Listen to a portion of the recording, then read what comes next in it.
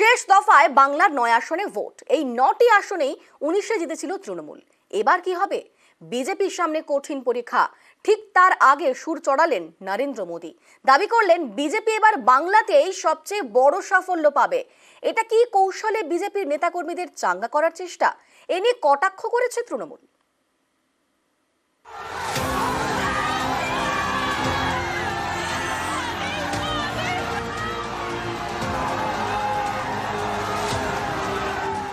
इस बार पूरे हिंदुस्तान में द बेस्ट परफॉर्मिंग स्टेट कोई होगा तो पश्चिम बंगाल होने वाला है। भारतीय जनता पार्टी को सर्वाधिक सफलता पश्चिम बंगाल में मिल रही है।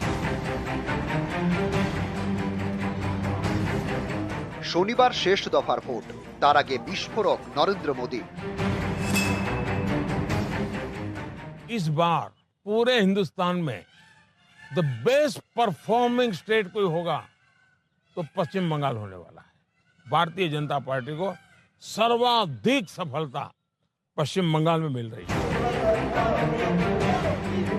এখানেই শেষ নয়, শেষ দফার ভোটের আগে তৃণমূলকেও নিশানা করেছেন নরেন্দ্র মোদী।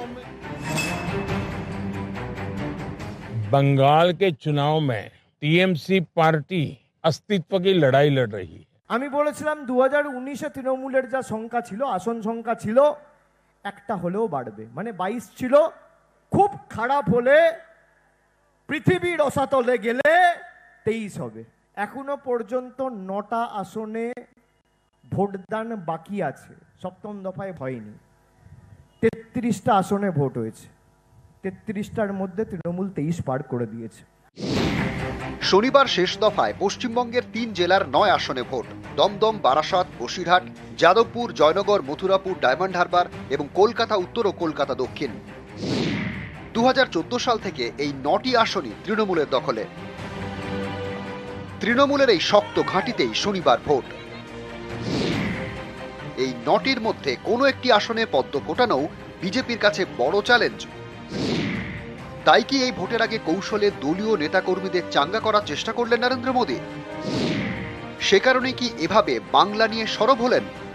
इस बार पूरे हिंदुस्तान में द बेस्ट परफॉर्मिंग स्टेट कोई होगा तो पश्चिम बंगाल होने वाला है।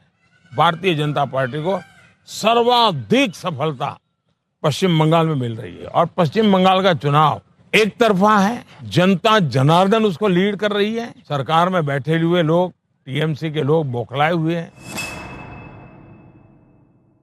দেশে যা হাওয়া তাতে তো মোদী বাবুরা একেবারে যাচ্ছেন। 34 বছরের বামপন্থকে উপড়ে ফেলতে পারি, মোদীজি জেনে রেখো, তোমাকেও আমরা উপড়ে ফেলবো। নিউজ 18 বাংলা।